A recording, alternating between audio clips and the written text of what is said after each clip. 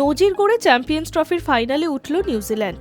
রানের পাহাড় গড়ে প্রথমেই প্রতিপক্ষকে চাপে ফেলে দিয়েছিল কিউই ব্রিগেড। কেন উইলিয়ামসন এবং রচিন রবীন্দ্র জোড়া সেঞ্চুরির ধাক্কা আর সামলাতে পারল না দক্ষিণ আফ্রিকা? ডেভিড মিলার চেষ্টা করলেও ফাইনালের টিকিট মিলল না প্রোটিয়ারদের ভাগ্যে। চিরকালের চোকার্স। একটার পর একটা আইসিসি টুর্নামেন্ট যায় আর এই শব্দবন্ধ বসে যায় দক্ষিণ আফ্রিকার নামের সঙ্গে।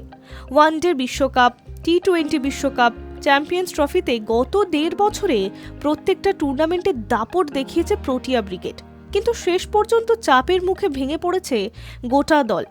ট্রফি জয়ের স্বপ্ন অধরাই থেকে গিয়েছে। সেই একই ঘটনা ঘটল বুধবার লাহোরে। এদিনও টসে জিতে ব্যাট করার সিদ্ধান্ত নেন নিউজিল্যান্ডের অধিনায়ক মিচেল। পাওয়ার প্লে চলাকালীনই আউট হয়ে যান ফর্মে থাকা ওপেনার উইল ইয়ং, কিন্তু দলের ইনিংস করার দায়িত্ব নেন রচিন এবং উইলিয়ামসন। 168 রানের জুটি গড়ে তারা রানের ভিত তৈরি করে দেন। শেষ পর্যন্ত দুজনের ব্যাট থেকেই আসে সেঞ্চুরি। ওপেন করতে নেমে রচিন সেঞ্চুরি করে 93 বলে, তবে 101 বলে 108 রান করে আউট হন তিনি।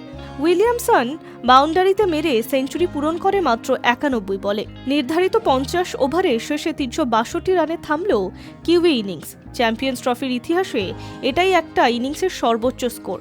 363 রানের পাহাড় তাড়া করতে হলে ইনিংসের শুরুতে বেশ আত্মবিশ্বাসী ছিল প্রোটিয়ার ব্যাটাররা, কিন্তু রানের গতি বাড়াতে না পেরে কার্যত উইকেট ছেড়ে দেন। 71 বলে 56 রানের মন্থর ইনিংস খেলে টেম্বা। 69 রান আসে রাশির ব্যাট থেকে। ম্যাচের শেষ বলে সেঞ্চুরি করলেন মিলার, কিন্তু শেষ 4-এর যুদ্ধে দক্ষিণ আফ্রিকাকে দুর্মুশ করে ফাইনালে উঠল নিউজিল্যান্ড।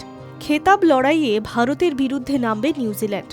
এখন দেখার বিষয়, ভারত জিতবে নাকি নিউজিল্যান্ড। High news network.